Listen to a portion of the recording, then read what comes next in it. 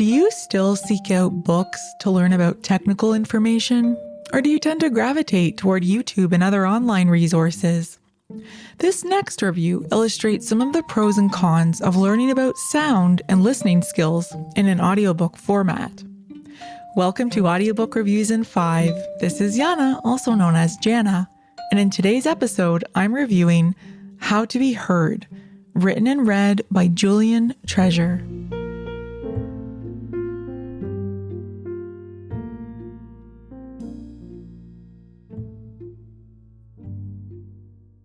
Julian Treasure is a UK-based, self-described sound and communication expert who is most famous for his TED Talks on these subjects.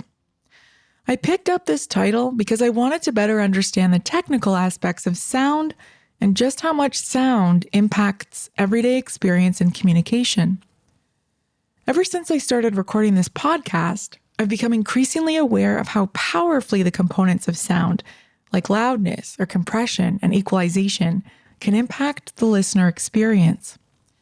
I always knew what I liked to listen to, but I want to articulate more clearly and understand better why I enjoy any given audio recording. And since this audiobook won the 2019 Audie Award for Best Audiobook in Business and Personal Development, I figured it was worth a listen. For me, the most useful aspects of this audiobook are the sections where Treasure explains and provides examples of technical terms like resonance, pacing, reverb, and compression, as well as the different types of sounds that we use in communication, including intonation or spoken pitch. And this is what we use to indicate emotional emphasis or indicate that a sentence is a question by raising our pitch at the end, like this. Although, to make things confusing, that's also a feature of uptalk, which Treasure highlights and goes into some detail as well. None of this would be possible to easily understand simply by reading the book, so kudos to Treasure for making the most of the audiobook format. Treasure's technical highlights are interspersed with advice about basic communication and public speaking, much of which seem like common sense, including the idea that many of us tend to conflate the meaning of the words listening with hearing. And we assume that we are listening automatically once we stop speaking.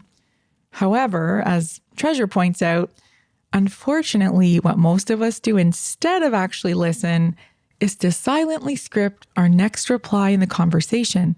Or worse yet, if we're speaking over the phone, we multitask and we lose focus on what our conversation partner is saying.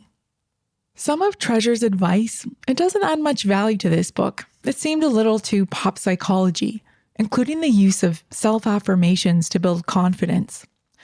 But some of his guidance serves as practical reminders to public speakers and presenters, including recording yourself speaking to analyze your body language and volume projection, and remembering to practice using new virtual meeting presentation tools before you actually have to present to an audience. Now, this last one might sound stupid, simple, and obvious, but you might be surprised how many people I've seen use a meeting tool like Zoom or Microsoft Teams or Google Meet without bothering to practice first, or learn how to mute and unmute themselves, or check that their entire face is in the video frame and not backlit by a bright window. Treasure also highlights the audio limitations of using virtual meeting platforms. Pro tip here, always use decent headphones instead of your default computer audio, which tends to echo and produce unpleasant feedback, as many of you may already know from attending meetings. I can absolutely confirm that this tip will improve your meeting experience. One criticism of this book is that the accompanying website resources that Treasure promotes are no longer available, it seems. I tried accessing the sites on several browsers without any luck, and that surprised me, seeing as how this title is only a couple years old, and it also won several awards. I would have appreciated also a little bit more description in the chapter names and the interviews at the end. Ultimately, this is a great listen for anyone who wants to improve their overall communication in public forums and also in everyday conversation. But you might want to seek out additional material for more technical analysis and exploration of sound and listening. Because so many of us are limited to virtual communication or even phone chats due to our pandemic predicament, it's absolutely worth delving into these topics to ensure you're making the most of your current communication skills and technology.